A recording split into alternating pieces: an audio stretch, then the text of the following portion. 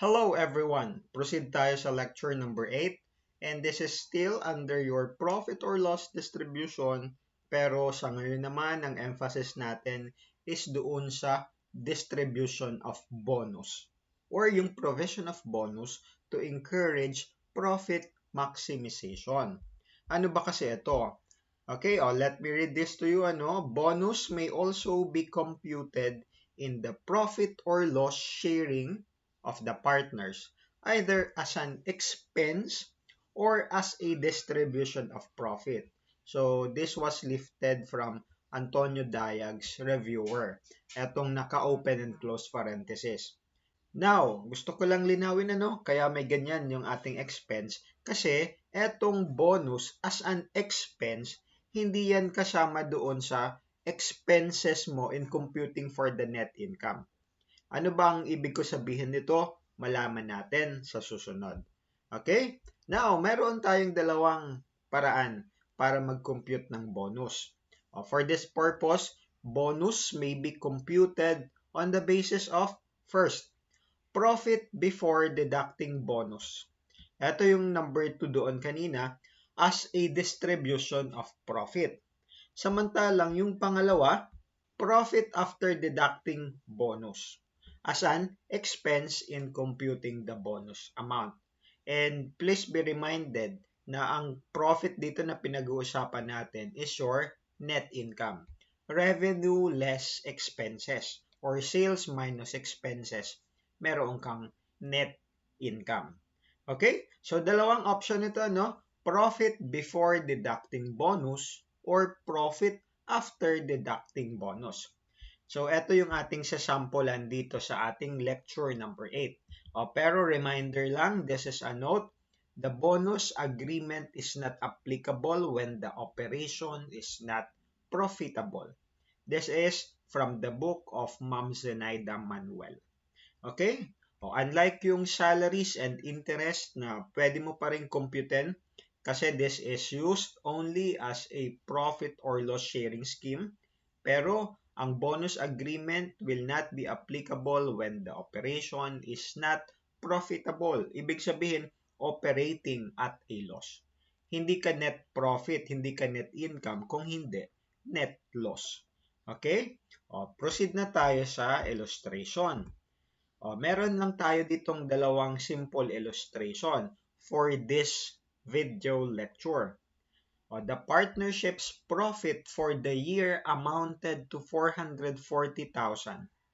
Y is entitled to a 10% bonus. Compute the bonus of Y assuming it is based on the following scenario.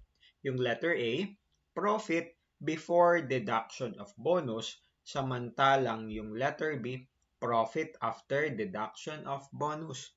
So, the source or the reference book kung saan natin kinuha itong question na ito ay mula doon sa libro ni Sir Avila, Sir Abel, and Ma'am Daisy de la Cruz. Ito yung adopted na basic FAR for Accounting C102 sa ating tinuturuang eskwelahan, Jose Rizal University. Okay, now, paano ba natin i-compute ang letter A, profit before deduction of bonus? Yun yung basis ng 10% bonus. Dito sa letter A, mabilis lang ito. Kasi outright computation lang yan. 10% or yung percentage bonus, i-multiply mo lang doon sa profit na given. Paano yung ating formula dito? Sa case A, ang computation natin ng bonus is profit before distribution of bonus times percentage bonus. Ano itong profit before distribution of bonus? Ito mismo ang given na net profit. Ang short natin dito ay PBDOB. Dito sa problem, ang given 440,000. Ang percentage bonus mo naman ay 10%. Compute lang ito outright, 440,000 times 10%. Ang makukuha mo ay itong amount na 44,000 pesos. That is the easier computation. Profit before distribution of bonus. Pero, pagdating sa sumunod na case, yung case B, eto, medyo confusing na ito. Medyo nakakalito na ito at nagkakamali dito ang karamihang estudyante. Meron ako ditong dalawang solusyon, dalawang option in computing. Pero I hope you are familiar with your algebraic expression. Okay, algebra. Para ma-compute natin or ma-determine natin magkano ang bonus. Dito muna tayo sa solution number 1. Ang available info, ang profit before distribution of bonus mo, 440,000. Percentage bonus mo is 10%. Pero ang case dito, profit after distribution of bonus. So, etong 440,000, meron diyang bonus na included. So, kailangan nating i-identify magkano yon among dito sa 440,000. Now, let X represent the profit after distribution of bonus. And let 0.10x represent the bonus. Therefore, ang ating formula dyan is 1x plus 0.10x equals 440,000. Ibig sabihin, etong 1x is your x. Diba? Pag x yan, ibig sabihin, one whole number yan. So, it is equivalent to 1x. And this is your profit after distribution of bonus. Yung tinanggal na yung bonus. Ang 0.10x mo kasi, yan yung bonus. At pag pinagsaba natin yan, ang kakalabasan yan is your profit before distribution of bonus or your 440,000 pesos. Dahil parehas ito x, parang sinabi mo lang na ito ay 1.10x. Kasi 1x plus 0.10x equals 1.1x. Alam dapat ninyo ito sa math ninyo, no? 1.10x equals 440,000. And para maging 1 lang ito, i-divide natin yung both sides ng 1.10 para maging x lang siya. 1.10x divided by 1.10, syempre magka-cancel yung nasa numerator and yung denominator mo. Ang matitira ay x. Dito, sa kanang banda, 440,000 divided by 1.10. Pag kinumpute natin yan, ito yun pinanggagalingan natin mula sa previous slide. X is equal to 400,000. Computein mo yan gamit ang iyong calculator. Ang kakalabasan na amount ay 400,000. And syempre, that is your profit after distribution of bonus. Computein natin yung 0.10.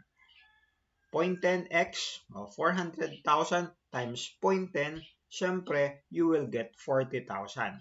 So, ang sagot natin dito ay 40,000 pesos ang bonus mo. This is your option or solution number 1. How about the second approach or the second solution? Ganito naman yan. In computing for the bonus, meron tayong formula na open and close parenthesis, profit before distribution of bonus minus bonus times percentage bonus. This one. And syempre, again, available yung info na 440,000 and 10%. Dito, let X represent your bonus. Kanina, X represents your profit after distribution of bonus and 0.10x naman is your bonus. Pero dito, sa solution number 2, si X mo ay ang bonus.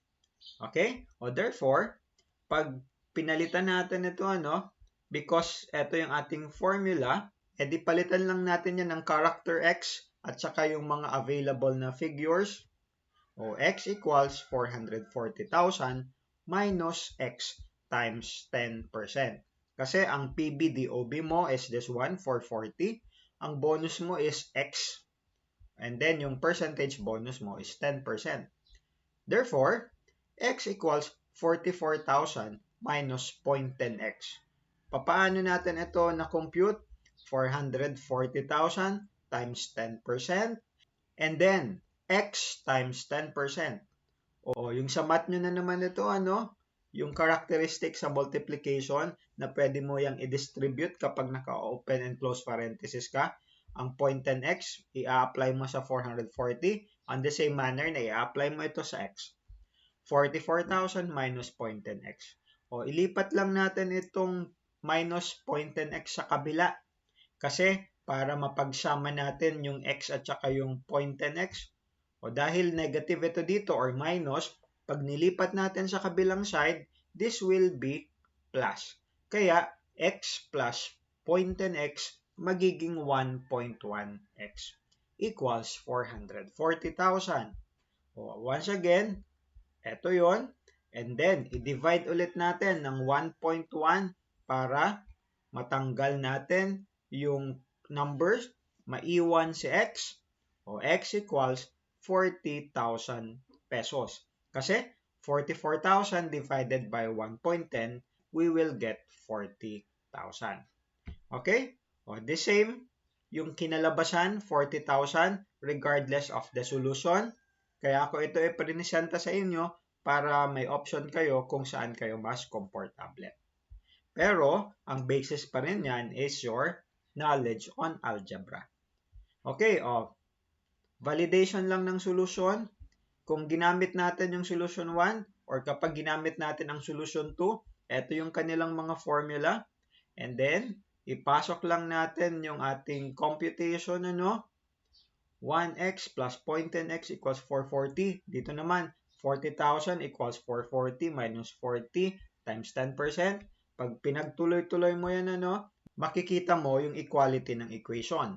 440,000 equals 440,000 dito sa solution 1. Samantalang dito naman sa solution 2, 40,000 equals 40,000. Wherein, etong mga naka-asterisk at nakalimutan ko yung tawag sa character, eto yan. Okay? So, I hope naliwanagan kayo dito sa ating bonus distribution, bonus computation. I will give further illustration sa mga susunod natin na video lecture. Pero sa ngayon, eto muna tayo. So, maraming salamat and I'll see you on my next video lecture. Bye-bye!